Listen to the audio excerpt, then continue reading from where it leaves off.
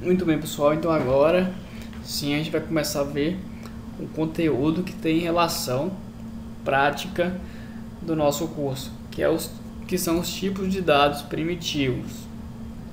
Então, os tipos de dados primitivos, eles são a forma que a gente representa os valores na programação. Então, vamos mostrar primeiro quais são eles. Os tipos de dados básicos são esses quadros aqui: os inteiros, os flutuantes, os booleanos e os caracteres. Então, na lógica de programação, você tem basicamente que representar esses dados aqui. Aí você me pergunta, que dados são esses? Primeiro aqui são os inteiros. Inteiros são números de 0 a 10. E aí qualquer número que se forme com eles sem ser quebrado. Então assim, 1.000.000.999 são números que não são quebrados, ok? Então qualquer número, seja negativo ou positivo, que não for quebrado é um número inteiro.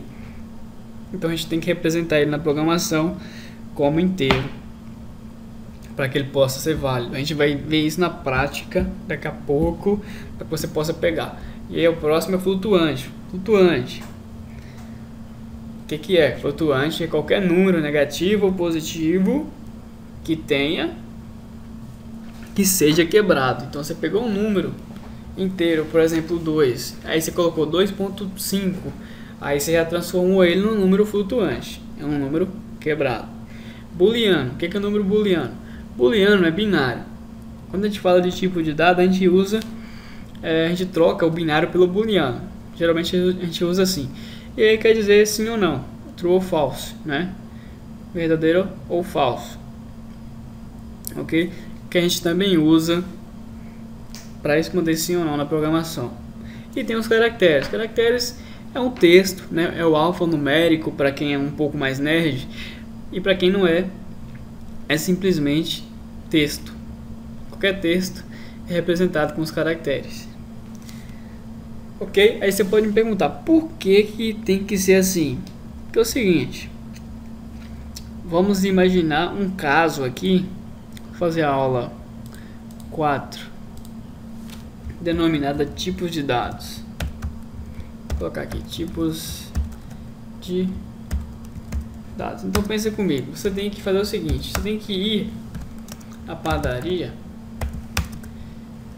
e aí você tem que comprar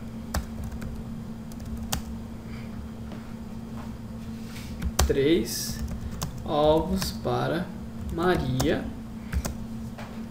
ok, e levar R$1,20 para comprar esses 3 ovos. Esse exemplo aqui é o suficiente. Ah não, pera aí, um pouco mais. Se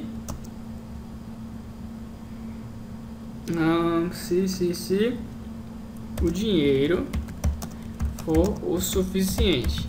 Então olha só o nosso caso aqui. Essa aqui é a nossa pergunta. Essa aqui é a nossa realidade do nosso caso, né? Então vamos fazer um algoritmo aqui só para vocês verem, né? Vamos fazer a nossa lógica para aproveitar e a gente treinar um pouco, beleza? E depois a gente vai entender o que são tipos de dados em cima disso. Então vamos lá. Sequência lógica para isso aí na nossa lógica de programação. Como é que seria? Isso aqui é muito chato para quem é programador, sabe que isso aqui é muito chato, mas a gente tem que fazer aqui para dar uma treinada, e pouco a pouco, passando com o tempo, você não vai necessitar de ficar fazendo isso, né, de maneira tão assim manual. Então vamos lá. Vou começar pegando dinheiro aí. Pega o dinheiro, vai para a padaria, pergunta se dá para comprar, né? Por quê? Tem que perguntar se dá para comprar, porque só é para comprar os 3 ovos para Maria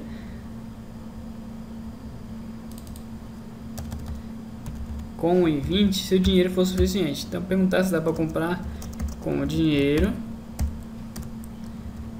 E aí, se sim, compra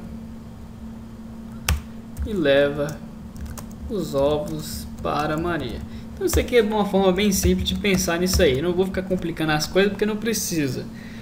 Filar então aqui já é o suficiente. Então olha só, pessoal, a gente tem isso aqui que é o nosso algoritmo, e dentro disso aqui, que é essa frase aqui, a gente tem dados. Quais são os dados? A gente tem, por exemplo, os ovos, são 3 ovos. Outra coisa, a gente tem o nome de uma pessoa, a gente tem Maria. E por último a gente tem o valor do dinheiro, que é 1,20. Pra gente que é brasileiro, a gente usa não um ponto, a gente usa vírgula, né? Sou acostumado aqui, mas a gente usa vírgula. Vou deixar aqui até com um cifrão para você ver que é dinheiro. Esses são os dados da nossa questão. Todo mundo já fez continha de matemática e sabe que você tem que tirar os dados da pergunta para poder calcular. Então a gente tem aqui Maria e tem 3 ovos e tem 1,20. Então pessoal, isso aqui e se o dinheiro é suficiente ou não? Mais uma coisa. Você pode achar isso aqui não dado, mas isso é um dado sim. Isso aqui é sim ou não. Dinheiro suficiente ou não. Isso aqui é um dado, viu pessoal? E aí a gente passa para a questão. Dados inteiros, flutuantes, booleanos e caracteres. A gente vai ver tudo isso aqui agora. Inteiros, flutuantes, booleanos e caracteres. Vamos lá. Então assim, 3 ovos. Na programação, como é que nós vamos representar isso? Não tem como você pegar e falar simplesmente 3 ovos. Você tem que dizer que é 3. Que é um inteiro. 3. Isso aqui você está representando que é 3 ovos. Tá, 1,20. 1,20 você não pode representar como inteiro. Por quê? Porque ele é um valor quebrado. Se você representar como inteiro, ou dá erro ou ignora o valor quebrado. Então assim, você tem que dizer que é um flutuante 1,20. E aí, dinheiro suficiente ou não? Você não vai dizer isso para o computador, ele não entende. Você tem que dizer que ele é um booleano true ou false. E o nome dela, que é Maria, você tem que dizer que é um caractere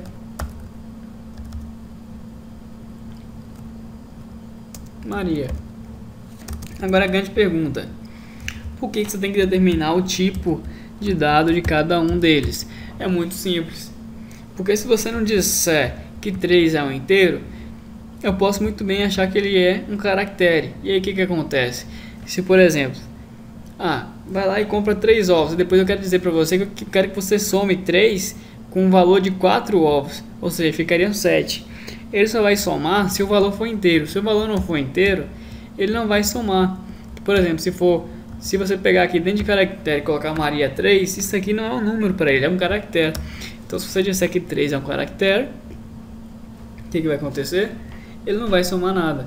Então essa é basicamente a importância dos valores booleanos. A gente vai ver isso bem melhor na prática a partir da próxima aula aí, que a gente vai pegar. E aqui está falando de conversão de base, eu vou deixar isso aqui para depois, tá? Quem sabe lá para o fim do curso, umas aulas extras.